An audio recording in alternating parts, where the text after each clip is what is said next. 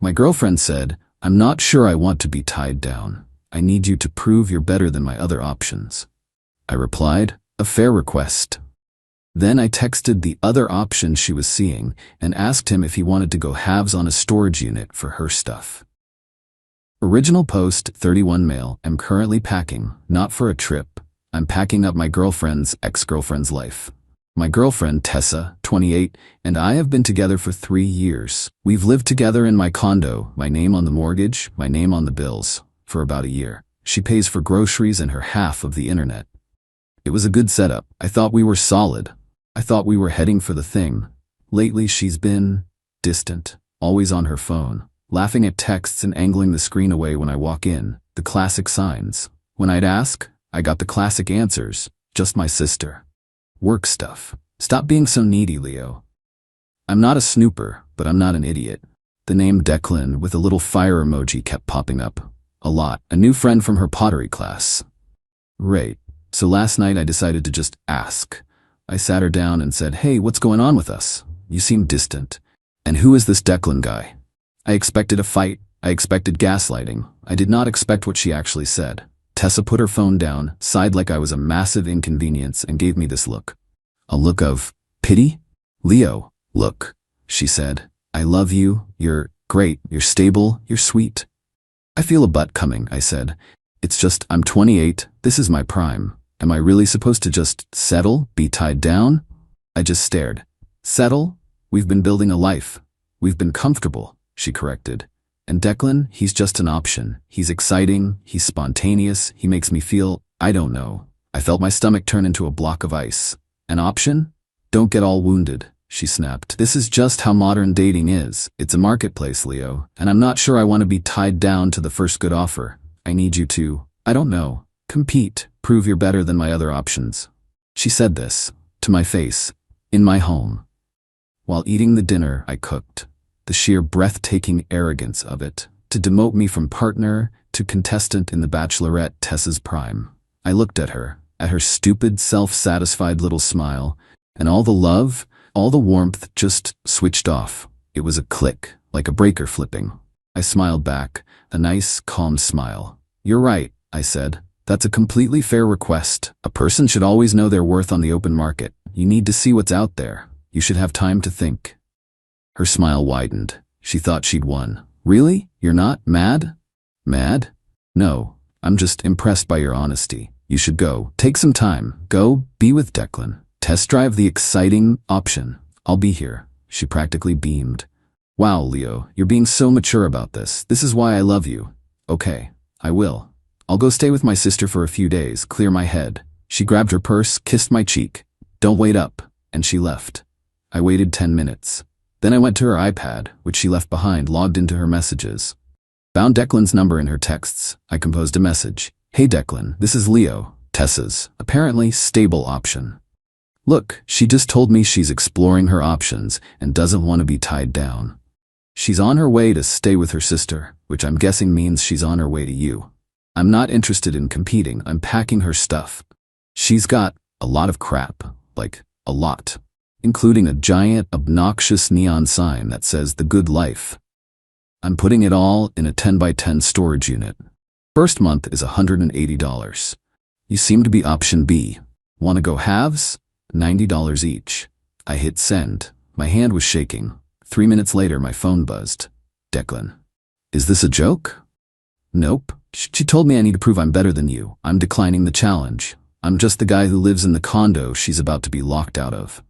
She told me you were just a roommate she was trying to get rid of.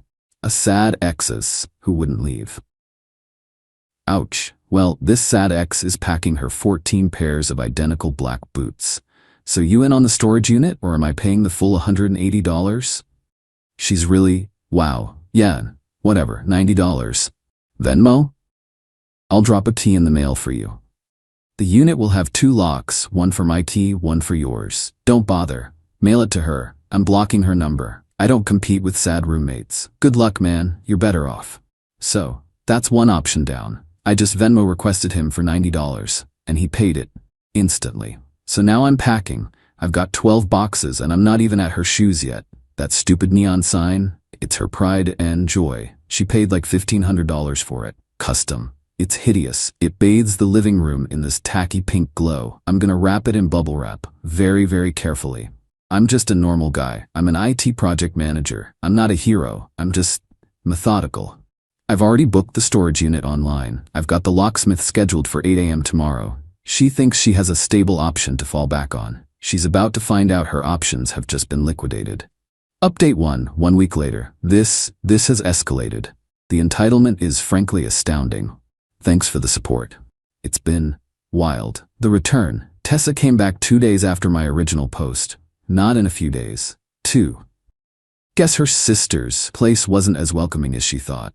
Or maybe Declan, true to his word, ghosted her.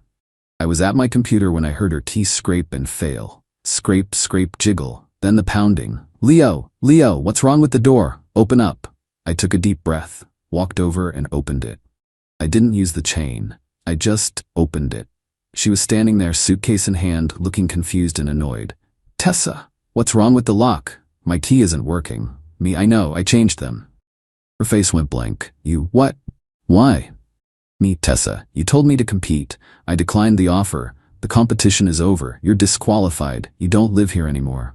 Tessa, you can't be serious. Leo, stop joking. I need to pee. She tried to push past me. I didn't move. I'm not joking. This is my condo. You're not on the mortgage. You're a guest who was asked to leave.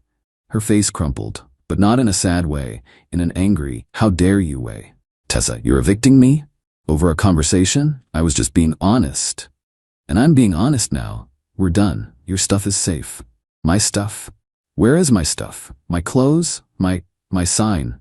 Her eyes darted to the living room wall, which was now beautifully, blissfully blank. Leo, where is my good life sign? It's all in a secure facility, Unit 1 and 12 at the new self-storage place on the bypass. You put my things in storage? How am I supposed to get it? With a key, which I mailed to Declan. I figured since you two were exploring, you could explore your combined assets. He paid for half the unit. The silence. Her mouth opened and closed. She had no script for this. She was looking at a man who was no longer a stable option but a complete stranger. Tessa, you talked to him? You and him? That's psychotic. No. Psychotic is telling your partner of 3 years to compete for you. This is just logistics. You should call him. I can't. He's not. You are a monster, Leo. A monster. Okay, you need to leave my doorstep. I closed the door. The screaming that followed was impressive. But that's not the escalation. Oh no, the dirty trick, no social media work, just as requested. The next day I get a knock. I look through the peephole. It's Tessa, and a man I've never seen. Big guy, expensive polo shirt, looks like he owns a car dealership. I open the door. Leo? I'm Roger, Tessa's father. Hello, Roger. My daughter tells me you've illegally evicted her and are holding her property hostage. I'm here to get her things, and I'm here to tell you that you've made a very, very, very big mistake. He was trying to do the intimidating dad thing. It wasn't working. Hello, Roger? Your daughter is not a tenant. She's not on the mortgage or any utilities. She was a guest. She was asked to leave. Her property is not hostage. It's in a secure storage unit that I paid for to keep it safe. Tell him, Daddy. He's stealing my sign. It's worth $1,500. Look, kid. I don't know what games you're playing, but I'm a partner in a multi-state construction firm. I know building codes. I know landlords. I'd hate to have to notice a few things about this building. A few violations. Get your landlord involved. Get the city involved. It could get very expensive for you. This was the new play. Not social media. Extortion. Roger, are you threatening to file fraudulent complaints against my building to the city unless I submit to your daughter's demands? I'm just a concerned citizen, Leo. This balcony looks a little wobbly, doesn't it? Just let her in. Let her get her stuff. We'll be gone. Easy. I smiled.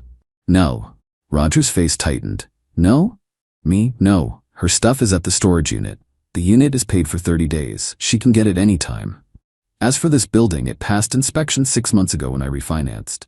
My landlord is a personal friend, so please, file your anonymous complaint. I'd love to have it on record. Now get off my property. Roger looked like he was going to explode. He was so used to bullying his way through life. Tessa, Daddy, don't let him talk to you like that. You will regret this, son. You have no idea. They stormed off. 20 minutes later, I got a text from Declan. Declan, holy hell. Her dad just called me, threatened to ruin my credit. What is wrong with these people? I'm dropping the key in the mail to her. I'm done. Don't contact me again. Me, thanks for the heads up. Good luck. So that's where I am, waiting for the anonymous building inspector to show up. Tessa is now keyless and optionless. I'm just exhausted, but also weirdly calm. This isn't even about the betrayal anymore. It's about a simple logical procedure. She wanted to be a free agent. I just processed her release. Final update. 3 weeks later. It's over. Finally. The last few weeks have been a masterclass in entitled panicked escalation, but I just stuck to the plan. I'm a project manager. I manage chaos. This was just another project. The dirty trick fallout. Roger made good on his threat. I got a call from my landlord, Jim, who is not really a personal friend, but we're cordial. He was not happy. Jim, Leo, I got a flurry of complaints filed with the city. Anonymous, unsafe decking, improper electrical load, potential plumbing leaks. I've got an inspector coming Thursday. What the hell did you do? I calmly explained the entire situation, the breakup, the compete for me comment, the storage unit, the threat from Roger, the contractor. Jim was silent. He threatened to do this, and then did it. Me, yep, because I wouldn't let his daughter, who is not on the lease, back into my condo after she told me she was seeing other people. Okay, I'll be there for the inspection. This is harassment. I'll deal with this. The inspector came. He was a grumpy, overworked guy who looked like he'd seen it all. He walked through, checked the balcony. It's concrete, it's fine. Looked at the breaker box. Inspector. Everything's to code. This is new construction. What a waste of my time. Who filed this? We believe it was a vexatious complaint, sir, from a contractor trying to harass my resident. The inspector just grunted, signed his form and left. Roger's grand power play? It failed, and it put him on the city's and my landlord's radar as a crank. The revenge, the police visit. This was the part I was waiting for. Last Tuesday. A knock. 2 police officers. Officer 1. Sir, are you Leo? Yes, officer. How can I help? Officer 2. We're here on a civil standby. A Miss Tessa Luffnam is here to retrieve her property. She says you've been holding it hostage and refusing her access. Tessa was on the curb, arms crossed, looking smug. She finally found the magic words. Officer, I'd be thrilled for her to retrieve her property. I'm not holding it hostage at all. It's not here. Sir, don't make this difficult. Where is it? It's at the storage facility name on the bypass, Unit 112. It is perfectly safe, secure, and I paid the first month's rent to ensure its safety. I handed him the rental agreement, shouting from the curb. He won't give me the key. He's stealing it. My neon sign is in there. It's worth $1,500. Officer, this is a delicate situation. She told me she was exploring her options with another man. So when I moved her things into storage, I gave that man the second key, a Mr. Declan. The first officer looked at his partner. I saw his lip twitch. He was trying not to laugh. Officer 2, sir, you gave the key to the other guy? I figured they were a new item and they could sort out their new joint assets. I've been informed by Miss Strum that he has since mailed that key to Miss, so she has the key, or at least it's in her possession. I have no key. I have no access. The property is, as far as I'm concerned, fully in her control. Officer. Ma'am, do you have the key Mr. Declan's mailed to you? That's not, he's supposed to just give it to me. He's playing games to me. So to be clear, the property is safe. You are not preventing her access. She just needs to use the key she has. That's correct, officer. This is a breakup dispute, not a theft. I've done everything to protect her property. The cop sighed, walked back to Tessa. I couldn't hear everything, but I heard, this is a civil matter, ma'am, and we can't force him to help you move, and you need to use your key. They left. Her checkmate move failed. The final fallout. I've been left alone since the police visit.